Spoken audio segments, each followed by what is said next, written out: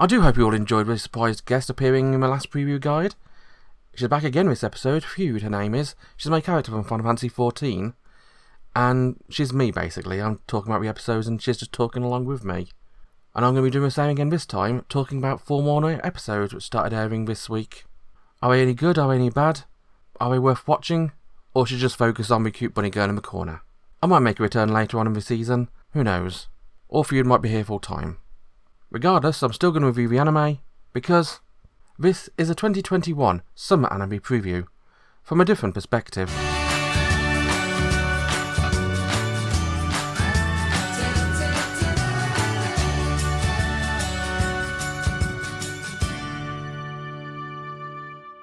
Well, that sure was an interesting half hour of my life. So I've just finished watching the polygamy anime, Girlfriend Girlfriend, an anime where the main character gets a girlfriend and proceeds to then get a girlfriend. Since his life is not so great enough already, as much as is annoyingly shouting about it for the first 5 minutes of the anime, and his life is so perfect now he's got his girlfriend, his childhood friend, to be his girlfriend for the first time in ever. And suddenly this cute, puppy-dog-eyed, adorable thing, he spent 3 months trying to build up confidence to actually ask him out, asks him out. And he can't say no. But he can't say yes, because he's got a girlfriend. She says, I'll date you both. And somehow manages to talk them both into it. Yet this anime is a terrible, terrible premise. It's definitely polygamy, the anime. But I'm willing to give it a bit of a chance, a bit of a half pass. Because the cast and the actual characters are cute. The whole premise looks silly, but they seem to carry it well. The 2 main girls anyway. The guy, I really couldn't care less about. He's annoying, he's loud, he reminds me of the worst aspects of the comic artist and his assistants. But hopefully that doesn't come to a fore, because Saki is super tsundere, but super lovey-dovey, girl in love, first time, but so unsure, frustrated with the whole situation and how forward he is. Let's be honest, if she was a normal girl, being approached and accosted the way that she was by him, he would have ended up in a police officer's cell. Nagisa, meanwhile, the other girl, is impossible. She's basically a stereotypical impossible girl from an anime. Big breasts, pert as well, doe eyes, good at cooking, good at everything, sweet, innocent and adorable. There's no reason why he wouldn't fall for her. But he already has the hottest girl in school going out with him, Saki. Yes, that's her name. She's so good at I named her twice. But Girlfriend really has me interested. I'm not sure it's going to be a great show, but it's got a reasonable premise starting off with, and I'm going to give it a few more episodes. If you don't want to watch this one, it's airing over at Crunchyroll. Next up, we have an hour-long special first episode of Remake Our Life. A semi-isekai type series, but it's more isekai back in time than isekai to another world, as our main character Kyoya is teleported back in time, back to when he was still a kid, deciding what to do in the future of his life. When we first meet him, he is a deadbeat, not knowing what to do for the rest of his life, since he's been trying to make games, he's been running into dead ends, never reaching any success, never able to meet the heights of the artists and creators he aspires to be like, and never really aspiring to anything, to be honest, because he's a failure. He goes home to live with his parents because he ran out of money, ran out of talent, ran out of skill. One day at home he manages to run into another woman who looks like she's trying to take her own life, but who knows what she was doing. And he finds himself a job with her. She's a video game producer herself. She wanted somebody to help her with a studio, and he's a perfect person. And so he helps turn around the studio's profitability, he helps manage the whole studio for her. He's pretty much a perfect middle manager type person in game creation. But alas, that doesn't save a day as the studio goes under. And so he wakes up the next day, back at home, 10 years ago. And he realises that this is a blessing. He can use his 10 years to take up his other option. See, as a kid, he had the option of going to this prestigious visual arts school for creators. He didn't. He decided to go into a workforce because he wanted to become a creator. But instead this time, he's taken the other path. And in doing so, he enters himself into a weird romantic comedy, almost dating sim style setting of living in a shared house with two beautiful girls and a bro, and getting to know them, getting to know their school, and getting to know himself. Of course, what makes it special, especially for him, as it's pretty much can tell the moment we see their names, is that these three people he lived with are the three people he admires the most 10 years in the future. The adorably cute blue-haired girl, Akishino, definitely, because she is the artist whose work he loves. And he doesn't realise that when he first wakes up with her staring at him across the futon. Yeah, it comes over that, but it sidesteps that cliche brilliantly. But it's going to be him discovering himself, discovering his heroes, becoming friends with them, and, as the title suggests, remaking his life. There's another character in there, Eiko, who is the woman who's jumping off the bridge, and she's also a student of the school.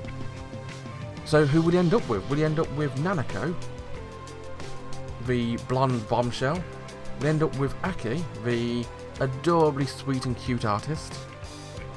Or Eiko, the normal girl, the girl who ended up in a dead-end job herself? Who knows? But it's going to be interesting for a ride.